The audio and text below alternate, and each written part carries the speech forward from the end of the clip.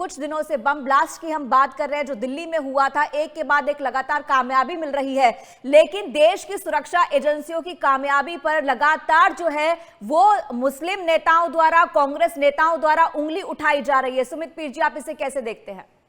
सबसे पहले पूजा जी, जय सिया राम, राधे राधे। आपको सभी दर्शकों को जी। शो पे बुलाने के लिए आभार।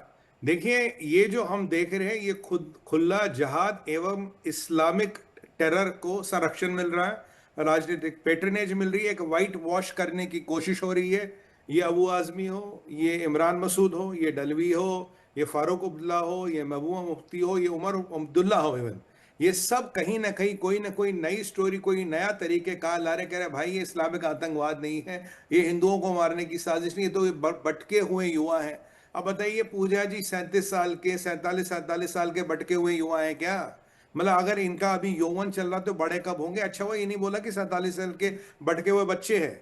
देखिए, हमें ये सारी कहानी समझ आ रही है जैसे जैसे सरकार का शिकंजा टाइट हो रहा, जैसे जैसे मोदी सरकार का क्रैकडाउन बढ़ रहा और चीजों की परतें खुल रही है।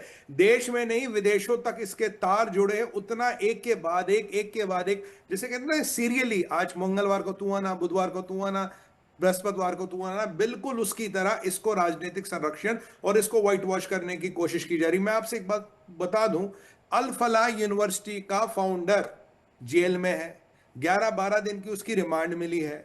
415 करोड़ का घोटाला तो ईडी को ऊपर ऊपर से दिख रहा, मनी लॉन्ड्रिंग दिख रही है, एम्बेजलमेंट ऑफ फंड्स दिख रहा है, इसके तार तुर्किया मॉरिशस से नजर आ रहे हैं। भाई तुर्किया मॉरिशस, ये लोग भी तुर्किया गए थे।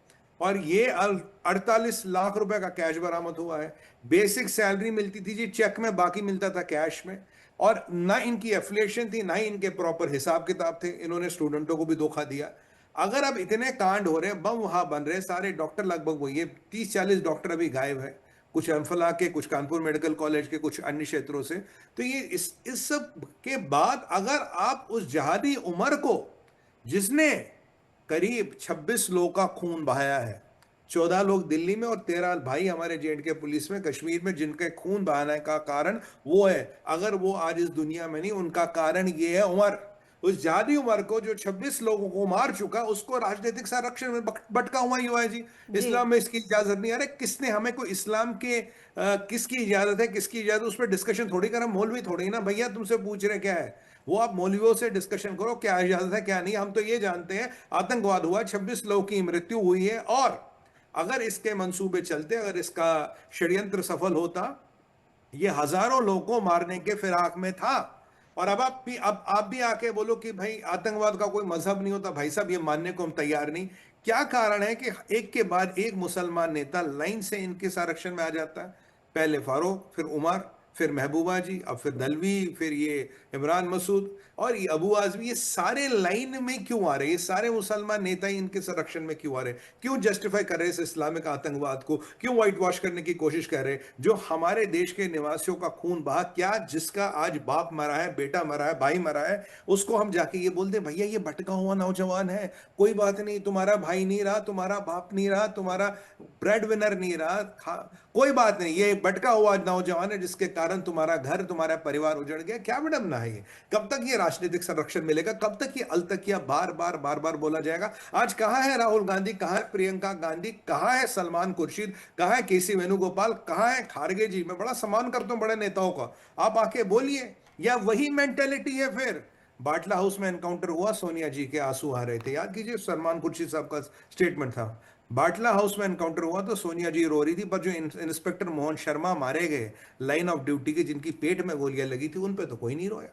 मतलब क्या क्या किस बात का अफसोस मनाया जा रहा है कि 26 लोग मर लेके ही मरा है, 26,000 या 2600 लोग नहीं मार पाया, इस चीज का अफसोस मना रहा है। आप क्या समझते हैं भारत को और हिंदुओं को? अब भी ये बोलेंगे नहीं नहीं नहीं, ये आतंकवाद का कोई मजहब नहीं, ये तो भटके हुए नौजवान है। अगर कोई भटका हुआ नौजवान 26 लोगों को मौत के घाट उतारे, तो उसको क्या भटका हुआ, क्या इस्लाम में क्या इजाजत है? नहीं है भाई, ये कोई मौलवियों की कॉन्फ्रेंस थोड़ी ना हो रही, किसकी इजाजत है नहीं, हम उसमें इंटरेस्टेड नहीं है। नहीं है वो, आप देखिए, इसने लोगों का खून बहाया है, इसके ये जिहादी था, ये पाकिस्तान से प्रेरित था, ये गजवाई हिंद का सपना इसके दिमाग में था और उस प्लान को लेके चल रहा था। ये पढ़ा लिखा खतरनाक जहादी था। वास्तविकता तो ये है, इस पे बात हो, इस पे बात हो, जहाद को कैसे रोका। आप इमरान मसूद, आप आके बोलो अपने समाज को, आप अपने समाज को बोलो यार ये जहाद करना रोक दो। बोलो अपने समाज को ये चलेगा नहीं, भारत है नहीं चलेगा। आपने आज तक Hamas, Hezbollah, JK, Hizbul Mujahideen, लश्कर तैयबा किसी की बदसना की है? आपने बोला ये जहादी, आपने बोला ये पाकिस्तान से प्रेरित है, आपने बोला ये सब रोको? नहीं, आपने नहीं बोला। आप कह रहे भाई भटका हुआ युवा है। ये भटका हुआ युवा वाला कैसेट पुराना हो गया है। आज के टाइम में तो VCR VCP भी नहीं मिलता जिसमें हम डाल के ये कैसेट चलाए।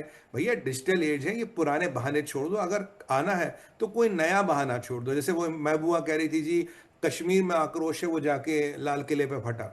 देखिए भारत इससे तंग आ चुका है, दुनिया इससे तंग आ गई है। ये जिहाद एवं इस्लामिक आतंकवाद का मिश्रण है।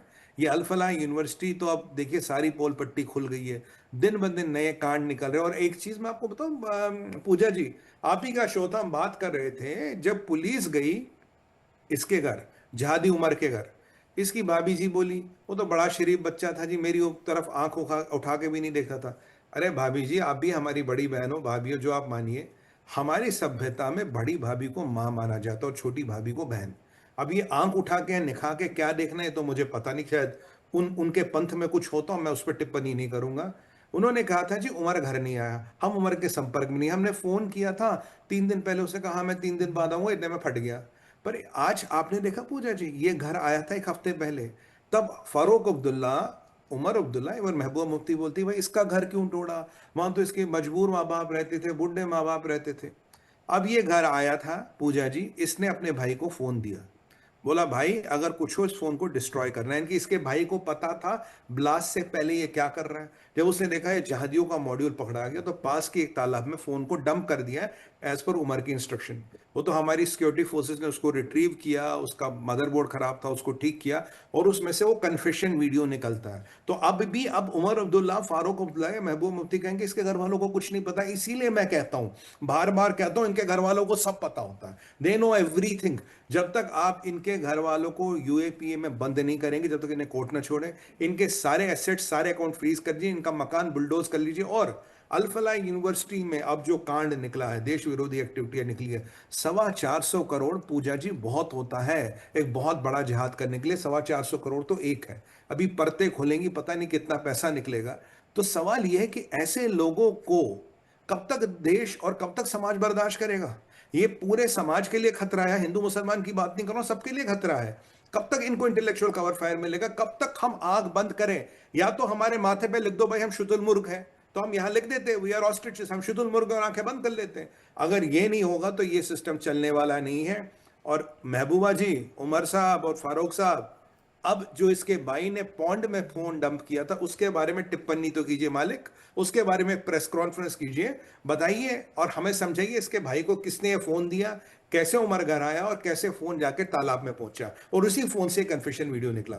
इसके बाद एक जो पूरा इकोसिस्टम जहाद और इस्लामिक आतंकवाद का चल रहा है और ये लोग उसके इंटेलेक्चुअल कवर फायर देने आते हैं, उसको व्हाइट वॉश करने आते हैं, बिल्कुल प्रूव हो जाता है इन सब घटनाओं के बाद।